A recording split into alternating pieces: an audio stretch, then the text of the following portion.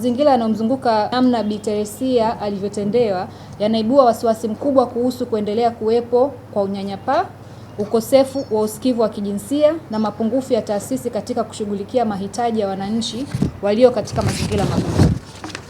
Wito wetu. Kutokana na hali hiyo, Dadas Rise Coalition kwa heshima inatoa wito ufuatao.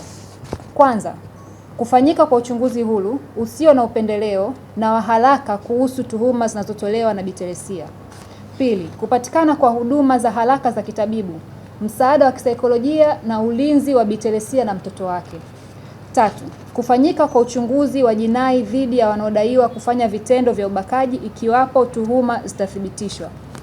4, kufanyika kwa mapitio ya kitaaluma na mamlaka husika kuhusu tuhuma za kunyimwa huduma za afya wakati wa kujifungua.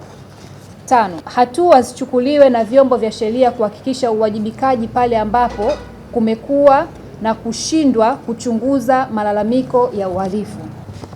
Ingawa tuhuma zilizotolewa na Bi Teresia zinahitaji kuchunguzwa kikamilifu na mamlaka husika, iwapo zitathibitishwa zinaweza kuhusisha ukiukwaji wa vifungu mbalimbali vya sheria Tanzania.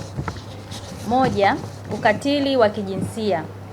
Vitendo vinavyodaiwa vya ubakaji ni makosa makubwa chini ya sheria ya makosa ya jinai kifungu cha 130 na 131 vya kanuni ya adhabu sura ya 16 kama vilivyorekebishwa na sheria ya makosa ya kujamiana SOSPA ya mwaka 1998, kifungu cha 135 cha kanuni ya adhabu kinachoharamisha shambulio la aibu ama indecent assault. Wajibu wa kimataifa wa haki za binadamu kimataifa na kikanda.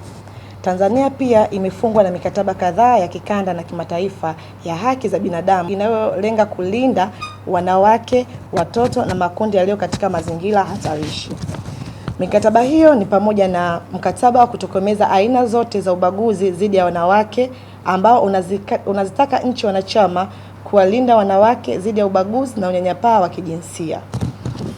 Itifaki ya Maputo kuhusu haki za wanawake barani Afrika inayotaka nchi wanachama kuzuia na kuweka huduma itikizi dhidi ya ukatili wa wanawake.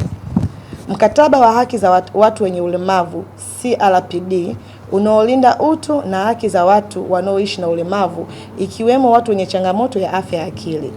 Mikataba hii inasisitiza jukumu la